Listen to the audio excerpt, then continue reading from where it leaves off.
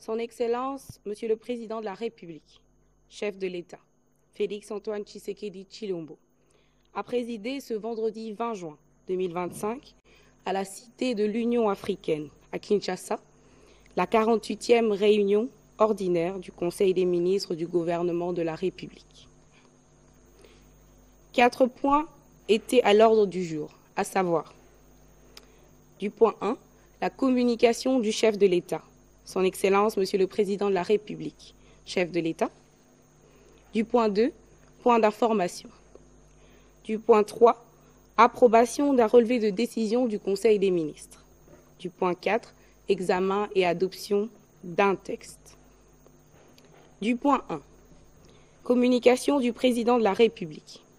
La communication du Président de la République, chef de l'État, a porté sur 2 points principaux, à savoir de la réduction de la fracture numérique dans notre pays. Le Président de la République reste déterminé à consolider le processus de réduction de la fracture numérique en République démocratique du Congo. Malgré les efforts déployés et les atouts dont dispose notre pays, les défis à relever sont encore importants afin d'accroître la connectivité. En 2023, seuls 30,79% des Congolais avaient accès à l'Internet mobile et moins de 0,02% bénéficiaient d'un accès fixe, selon l'Autorité de régulation de la poste et des télécommunications du Congo, l'RPTC en sigle. Le déploiement de l'infrastructure de fibre optique a besoin d'environ 50 000 km de réseau supplémentaires. Dans ce contexte, le Président de la République a estimé que des projets de connexion satellitaire, tels que l'accord avec Monacosat ou encore le déploiement de Starlink, qui s'inscrivent dans le cadre du Plan national du numérique, Horizon 2025, visant à contourner les contraintes d'infrastructures physiques et ainsi à combler plus vite ce retard, ne doivent pas souffrir d'une mise en œuvre lente à la suite des barrières légales et réglementaires et ou à la faisabilité des investissements dans ce domaine. À cet effet, dans le souci de stimuler l'économie numérique, un secteur aujourd'hui reconnu comme un levier de développement socio-économique, il a soutenu la démarche de renforcer les partenariats avec les entreprises offrant des solutions d'accès accru à Internet afin de générer de nouvelles opportunités d'emploi, favoriser l'entrepreneuriat technologique et améliorer l'efficacité des services publics qui continuent de souffrir de leur faible digitalisation. Raison pour laquelle le Président de la République a engagé le gouvernement, à travers les ministères directement concernés, sous la coordination de la Première ministre, avec l'appui de son cabinet, à redoubler d'efforts pour réduire la fracture numérique de notre pays, en rendant l'Internet accessible à une plus grande partie de la population, notamment dans les régions isolées, au moyen des partenariats avec les promoteurs des projets satellitaires susceptibles de redéfinir la place de la RDC dans l'économie mondiale. Des mesures fiscales et parafiscales incitatives idoines doivent être proposées et rapidement adoptées, notamment pour faciliter l'importation des équipements et réduire les coûts du service. Point 2. De la nécessité de renforcer les mesures de contrôle des documents et titres de voyage. Face à la recrudescence des menaces sécuritaires liées à la mobilité transnationale des groupes terroristes, le Président de la République tient au renforcement du contrôle des documents et titres de voyage qui apparaît comme une priorité majeure pour tout État soucieux de garantir la sûreté de son territoire. L'expérience des dernières années démontre que la falsification, la contrefaçon ainsi que la fraude documentaire constituent des leviers privilégiés pour l'infiltration des personnes radicalisées à des fins criminelles.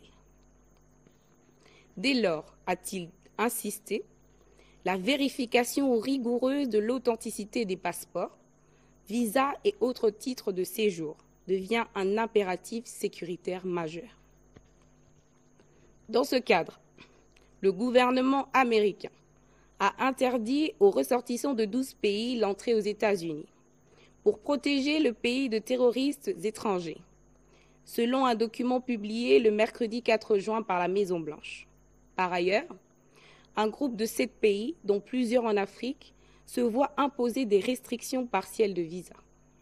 Au regard des dernières mesures annoncées par les États-Unis d'Amérique, classant la République démocratique du Congo parmi les pays de la zone jaune, avec un délai de 60 jours pour corriger des faiblesses dans les systèmes de contrôle de documents ou coopération dans les procédures de retour. Le président de la République a insisté sur la nécessité de prendre des mesures correctives, concrètes, pour éviter les risques de voir notre pays basculer vers une interdiction totale de visa américain, ce qui pourra affecter naturellement les échanges universitaires, la mobilité estudiantine et le développement économique. Au regard de ce qui précède, il appelait une mobilisation gouvernementale rapide et crédible pour éviter des conséquences diplomatiques et économiques lourdes. Dès lors, sous la supervision de la Première ministre, le président de la République a engagé le vice-premier ministre, ministre de l'Intérieur, Sécurité, Décentralisation et Affaires coutumières, la ministre d'État, ministre des Affaires étrangères, Coopération internationale et francophonie, ainsi que tous les services concernés à prendre des mesures idoines ci-après. Renforcer la sécurité et la fiabilité des documents d'identité et passeports, avec des normes biométriques et anti-falsification. Améliorer la lutte contre la fraude au visa, à travers notamment la vérification rigoureuse, les bases de données sécurisées et la coordination diplomatique. Accroître la collaboration dans les procédures de rapatriement, notamment en acceptant promptement les ressortissants en situation irrégulière dans les différents pays. Fournir un plan d'action crédible, montrant l'engagement du gouvernement à corriger les lacunes identifiées et à renforcer le contrôle des documents et titres de voyage pour participer à la défense du territoire national, à la protection des populations ainsi qu'à la préservation de la stabilité régionale et internationale. Point 2. Point d'information. Point 2, alinéa 1. État et administration du territoire. Le vice-premier ministre, ministre de l'Intérieur, Sécurité, décentralisation et affaires coutumières, a présenté au Conseil le rapport sur l'État et l'administration du territoire national.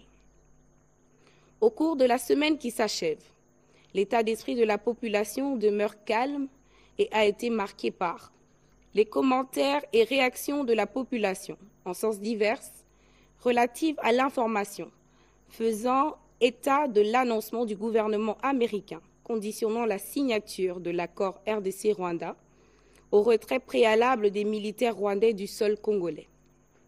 Les commentaires et réactions de la population, au sens divers au terme de la conférence des gouverneurs de province tenue à Kolwezi, dans la province de Lualaba.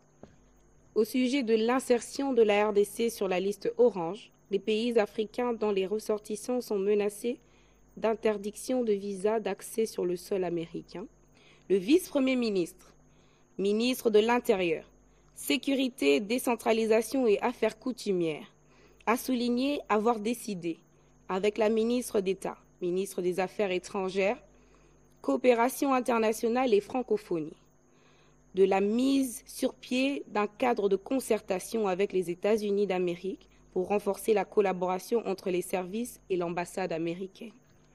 Dans le chapitre de la sécurité, il a fait état de la province du Nord Kivu, de 289 cas d'assassinat et d'exécution sommaire, 102 cas de viol, plus de 270 cas de torture corporelle, de centaines de personnes disparues, ainsi que des milliers de cas de recrutement forcé, d'arrestations arbitraires dans les conditions inhumaines.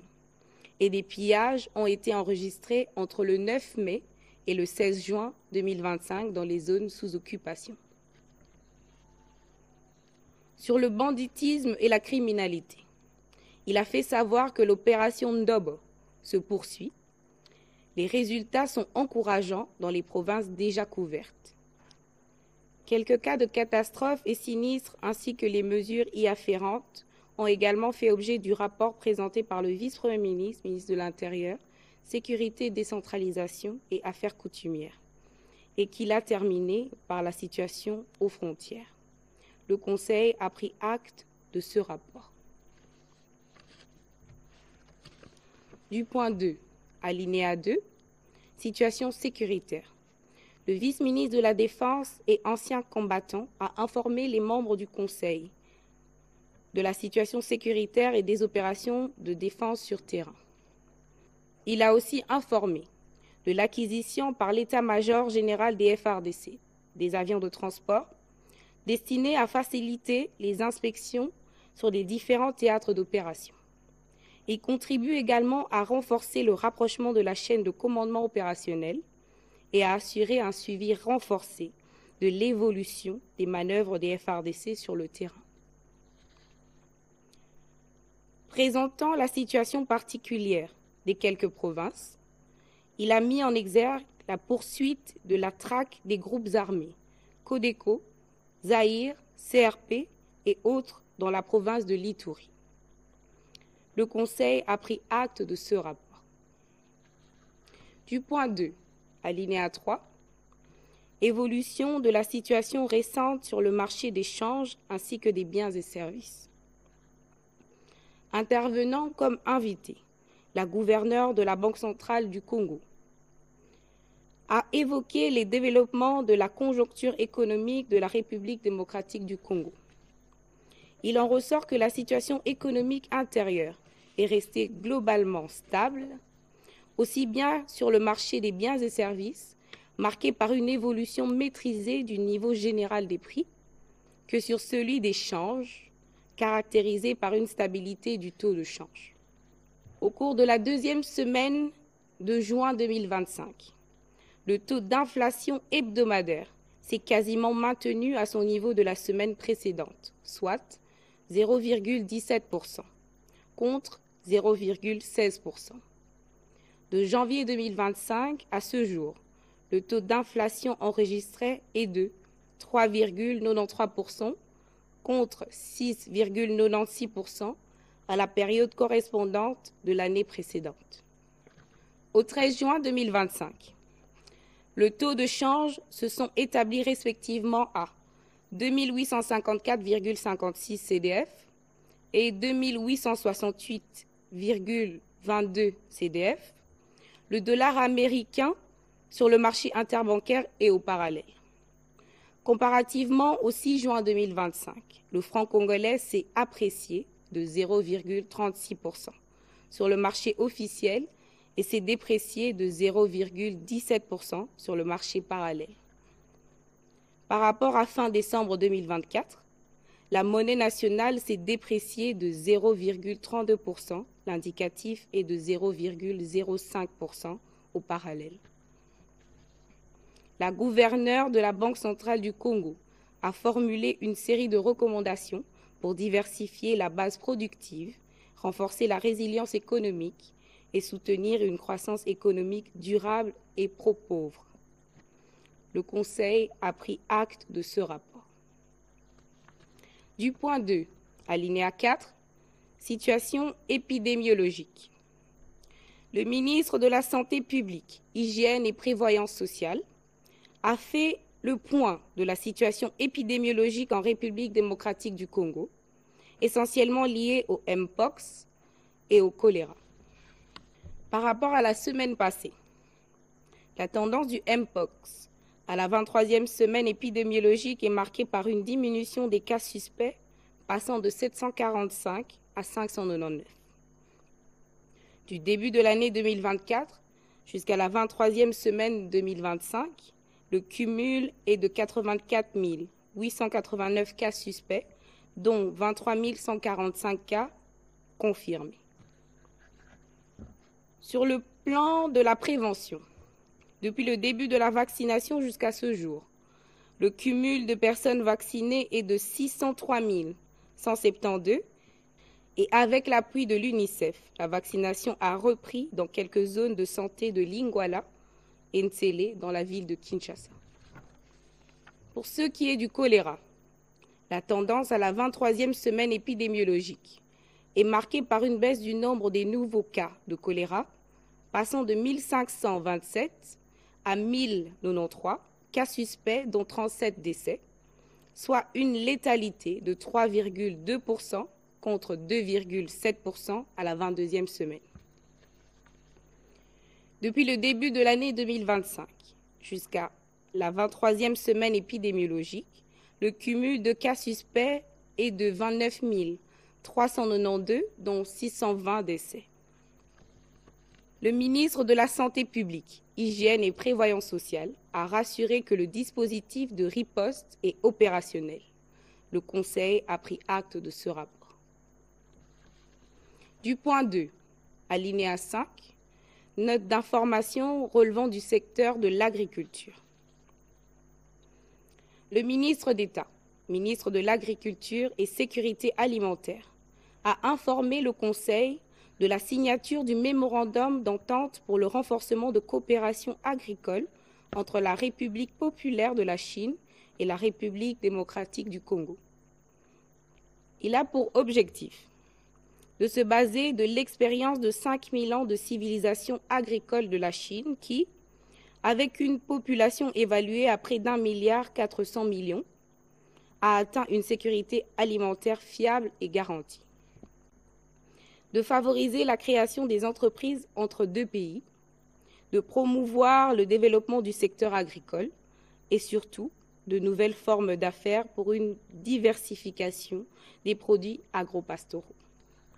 De faciliter les échanges commerciaux des produits agricoles entre notre pays et la Chine, rendant effective la faisabilité de l'accord d'achat des produits agricoles par la société Modern Agriculture Trading SARL et Yunnan Region Wonxian Agriculture Group.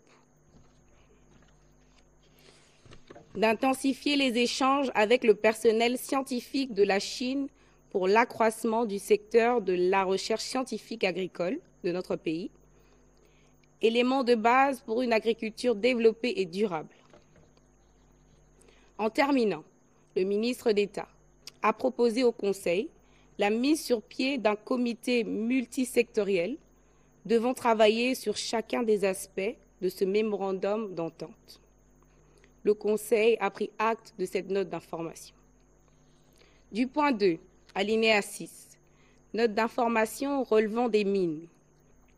Le ministre des Mines a pour sa part présenté aux membres du Conseil une note consacrée à l'évaluation de la situation opérationnelle, managériale et sociale de la SACIM et les mesures d'encadrement pour sa relance. Implantée à Miabi, dans la province du Kasaï oriental. La SACIM est caractérisée par une crise profonde qui menace sa survie, malgré une production mensuelle avoisinant les 250 000 carats de diamants. Cette situation découle principalement de contraintes réglementaires illégalement prises avant l'avènement de l'actuel gouvernement et qui affectaient sa capacité à commercialiser librement sa production. Le problème majeur qui entravait l'émergence de cette société était la restriction de la commercialisation de son diamant. En effet, l'arrêté ministériel numéro 000-cab.mine/mine/01/22/2022 du 22 février 2022 imposait à la SACIM de vendre ses diamants exclusivement à un nombre restreint d'acheteurs congolais agréés par le Centre d'expertise, d'évaluation et de certification, la CEC en sigle. Cette limitation a été réputée responsable de la baisse des revenus avec comme conséquence des retards de paiement de salaire, avec des arriérés atteignant jusqu'à 13 mois. Cette situation a provoqué des manifestations des travailleurs et menacé la stabilité sociale de cette partie du pays. Pour apporter une solution à cette situation, un arrêté ministériel a été pris le 2 juin 2025 afin de rétablir la liberté de la commercialisation des diamants, conformément aux dispositions du Code minier. Le Conseil a pris acte de cette note d'information.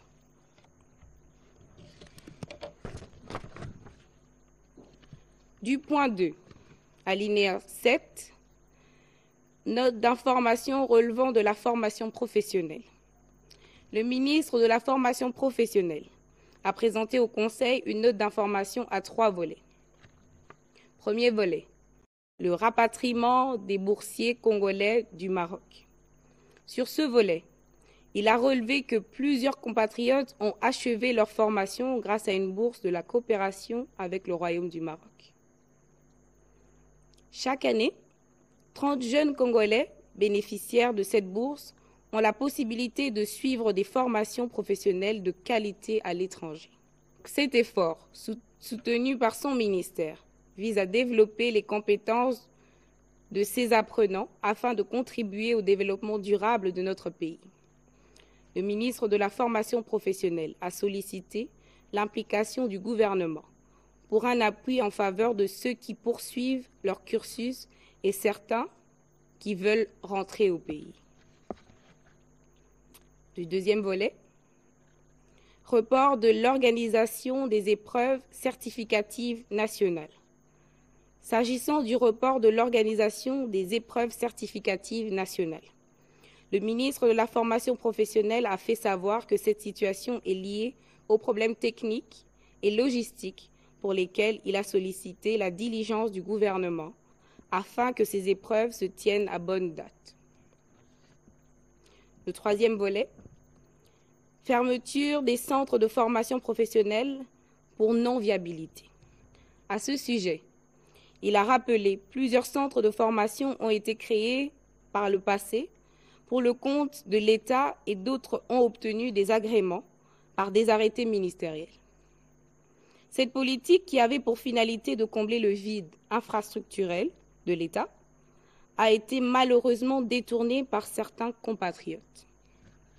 Pour y faire face, un contrôle de viabilité des centres de formation professionnelle a été initié du 21 au 31 août 2024, essentiellement à Kinshasa.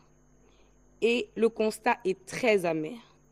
Des mesures urgentes ont été prises, à savoir le renforcement des conditions d'obtention d'agrément, l'institution d'une commission d'agrément composée des délégués de la présidence, de la primature, du ministère de l'Intérieur, du ministère de la Justice et des services du ministère de la Formation professionnelle.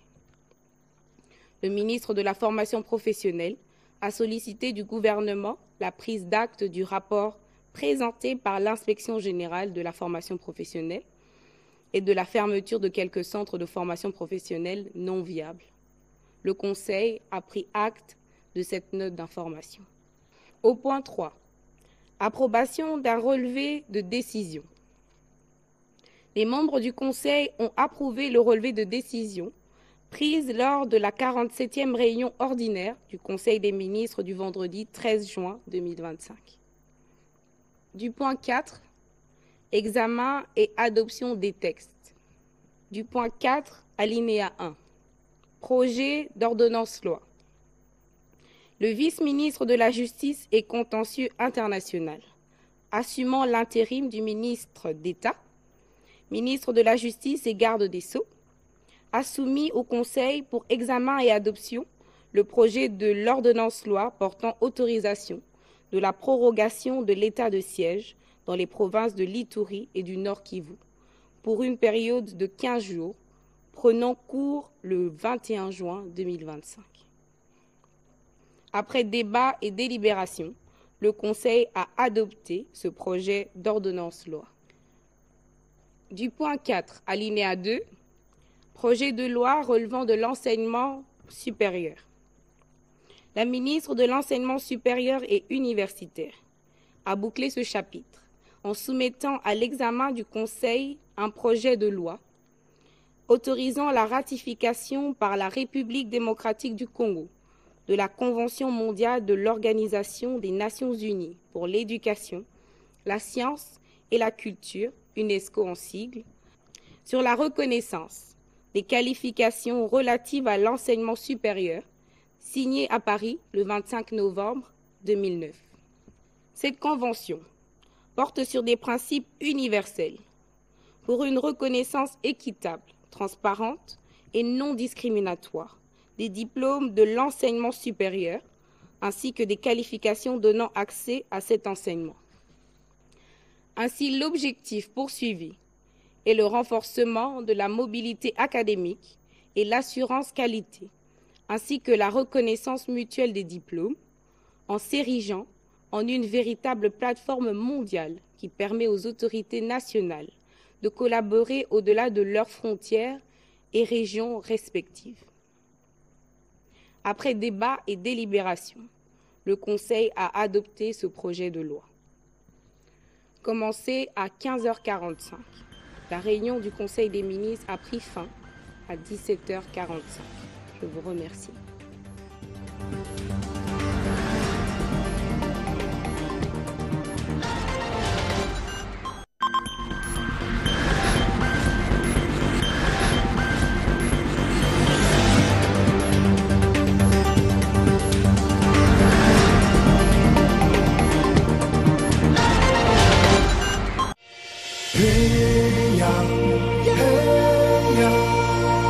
RTNC.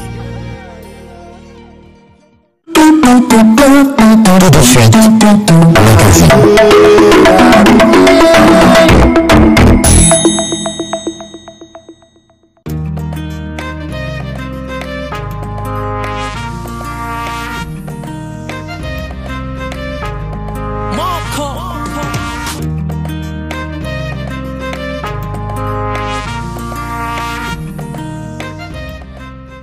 balandi ya RTNC topesi bino mbote vai biso bozali bongo kulanda biso banso bobe na bolamu te mobu moye Congo démocratique ezali kokundola tope kosepwela mibu tuku motoba na mitano ya lipanda tope 65 ans ya indépendance ya ekolo ya biso bongo tango banoko basakolaka lipanda ya wana ya solo eyebanaki kasi lokito ya lipanda ya ekolo ya biso eyebanaki na nzela na loyembo ya kitoko ya lokumu oyo batata ba biso ya musique babongisaki na kombo ya indépendance cha-cha-cha.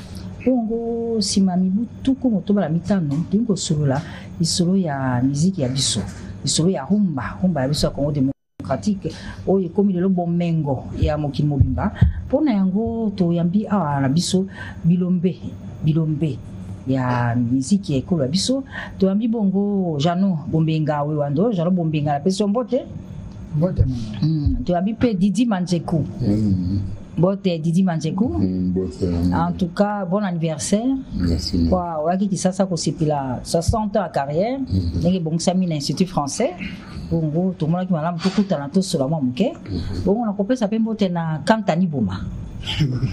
Kantani Boma ya zali mokonzi ya otobenga oyo na poto Congo Seben. Association qui toko ezali ko 500 ba musiciens kuna na poto bongo liso na biso ezali boye. Tu bete solo ya rumba.